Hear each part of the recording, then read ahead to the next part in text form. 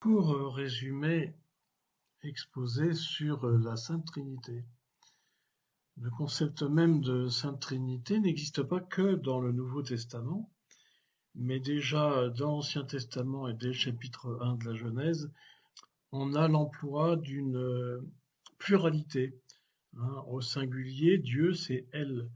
Et dans la Genèse, lorsque Dieu crée, eh bien, on parle des dieux, on parle de Elohim au pluriel. Donc on voit une première phrase qui nous dit « Dieu créa le ciel et la terre, l'Esprit de Dieu planait sur les eaux, et Dieu dit que la lumière soit ».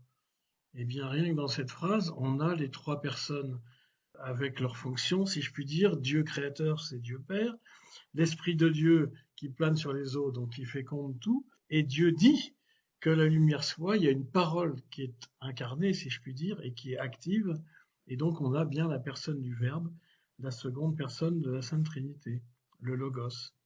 Le tétragramme lui-même de Yahweh, eh bien, a trois lettres principales, qui sont Yod et Wav, et ce tétragramme est cité plus de 5000 fois dans la Bible de l'Ancien Testament. Donc on a bien quelque chose qui est ultra symbolique et bien réaliste.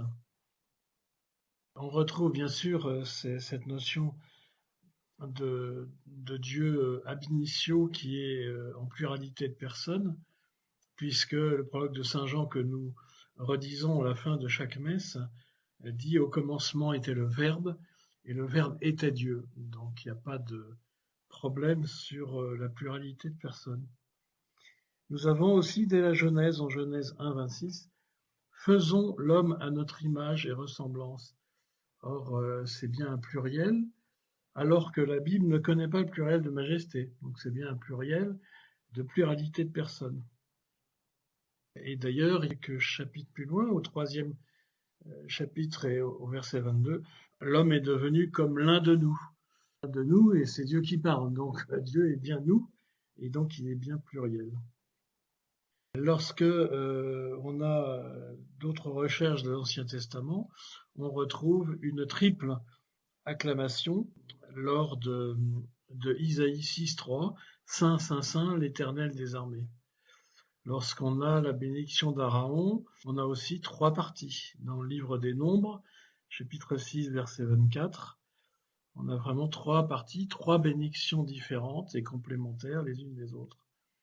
Lorsqu'on a le psaume 139, David dit « Où irai-je loin de ton esprit ?» Et donc on a là encore la mention du Saint-Esprit en 139, psaume 139, verset 7. Isaïe a à la fois la vision de l'Éternel et la parole à la fois de l'Éternel et de l'Esprit de l'Éternel. En Isaïe 61, 1. On a une multitude de mentions du Saint-Esprit qui a délivré le peuple de la main de l'Égypte, en Isaïe 63, 7, 14. On a toujours en Isaïe 63, 10, ils ont été rebelles et ont attristé ton Esprit Saint, toujours la mention de l'Esprit Saint. Et on a évidemment le fameux psaume de David, psaume 110, Dixit Dominus, qui a été si magnifiquement mis en musique par Handel, dans lequel, eh bien, il est écrit « Le Seigneur dit à mon Seigneur, assieds-toi à ma droite et je mettrai tes ennemis sous un marchepied ». Du coup, on se retrouve avec deux seigneurs qui ne sont pas David lui-même, mais qui sont de qui David, enfin de qui Dieu parle, tout en disant Dieu dit, le Seigneur donc dit, je mettrai mon Seigneur assiégé à ma droite, et on mettra ses ennemis sous un marchepied. Donc c'est évidemment bien du Christ dont il est question, et donc c'est bien Dieu Père qui parle de Dieu Fils qui siégera effectivement pour juger les vivants et les morts à la fin des temps. On a encore, toujours en Genèse 18.1, les trois personnages qui vont trouver Abraham au chêne de Mambré, dont d'ailleurs un russe contemporain, enfin au 19e je crois, a fait l'icône de la Sainte Trinité, qui est très, très remarquable. Dans les Proverbes 30, verset 4, on a aussi qui est son nom, Et quel est le nom de son Fils? Donc si on parle de deux personnes en Dieu, dont on parle le Fils, c'est bien que Dieu a un Fils, et que ces deux ne sont qu'un. Et d'ailleurs, si on parle de Dieu Père, eh bien on ne peut pas parler de Dieu Père sans qu'il ait engendré, qu'il ait un Fils. D'un vieux gars, on ne dit pas il est père. On ne peut dire père que de quelqu'un qui a engendré au moins un fils. Donc on a une certitude déjà dans l'Ancien Testament et dans le sens général qu'effectivement il y a une pluralité en Dieu, pluralité de personnes avec une unité de nature divine. On le retrouve aussi dans la lettre Shin, qui est constituée de trois tirets reliés par leur base commune, qui ne sont qu'une seule lettre, avec effectivement trois éléments égaux et distincts. Voilà. Et d'ailleurs, cette lettre Shin est celle qui est figurée par les mains du prêtre lorsque, après avoir consacré, le prêtre tient ses pouces et ses index joints, et les doigts étendus et séparés en position d'orant. Ça signifie bien effectivement la lettre Shin, et c'est un symbole trinitaire parmi d'autres.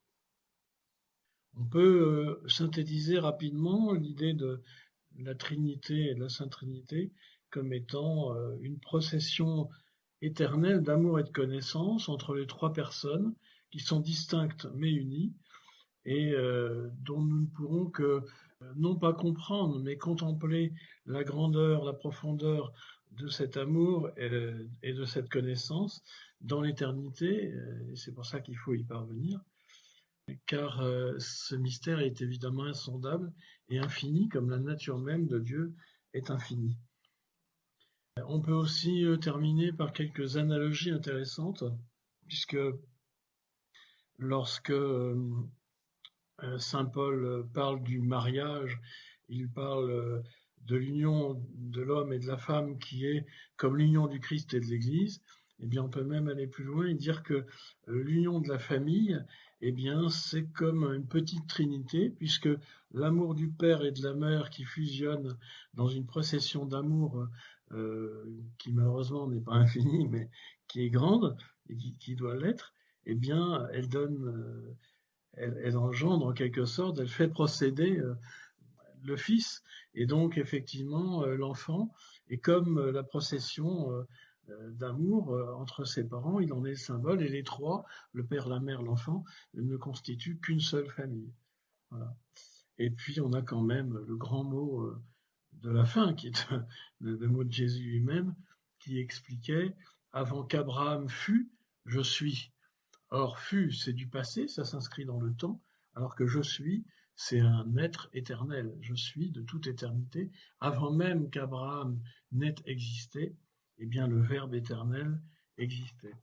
Et donc, je vous invite à relire encore une fois le prologue de Saint Jean que l'on dit, que vous trouvez dans vos missels, que l'on dit à la fin de chaque messe, parce qu'il exprime au mieux que l'on peut ce mystère magnifique qui sera l'objet de toute notre éternité, qui est celui de la Sainte Trinité. Voilà.